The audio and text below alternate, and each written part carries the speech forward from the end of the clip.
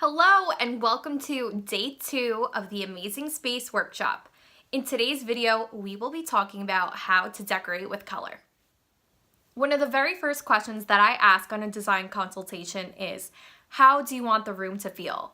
Color has the power to impact how you feel. It can influence your emotions, such as feeling tranquil to excited.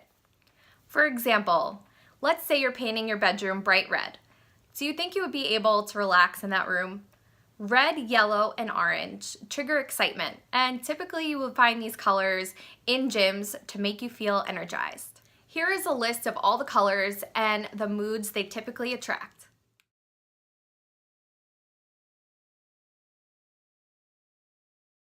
Now that you know how color affects you, let's talk about what colors go together. When creating a color scheme, think in terms of color families. There are 3 color families on the color wheel. They are primary colors, complementary colors, and tertiary colors. Now, if you can think back to art class, you can probably remember what the primary colors are. The primary colors are red, blue, and yellow. The complementary colors are directly across from the primary colors, which are green, orange, and purple. The tertiary colors are the colors in between, which are yellow-orange, red-orange, red-purple, blue-purple, blue-green, and yellow-green. To understand color and how they work together, I am going to include a picture of the color wheel for you. Pairing too much color together will be overstimulating. Not pairing enough color will be understimulating. So you have to find the proper balance to create color harmony. There are 2 main color harmonies. The first one is analogous, and the second one is complementary. An analogous color scheme is when you are using 2 colors that fall next to each other on a color wheel. A complementary color scheme is when you are using colors that are across from each other on a color wheel.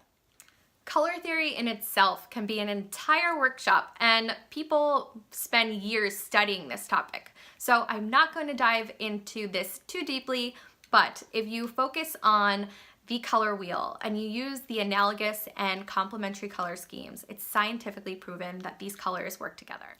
So now that you know how color makes you feel and what colors go together, now where do you start? I have 5 tips on how to start decorating with color. Tip number 1 would be think about how you want the room to feel. Once you have a feeling in mind, this will lead your decision making. Step 2 would be to select your main color that is based on the mood you're trying to create. Tip number 3 is to pick a secondary color based on your main color. Think of the analogous colors and the complementary colors that we just went through. Tip number 4 would be to add white for highlights and keeping things crisp and fresh. And tip number 5 would be to add black to add some depth and make things feel grounded. Once you have figured out your color palette, repeat the color scheme throughout your house so you have a seamless transition from room to room. You can change the vibe from room to room by adjusting the percentages of color that you used.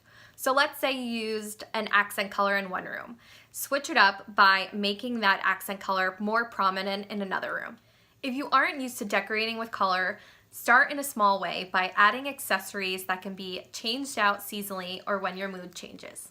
To add instant color to your space, try incorporating artwork, accessories, throw blankets, pillows, and even flowers. I hope you enjoyed today's lesson on how to decorate with color.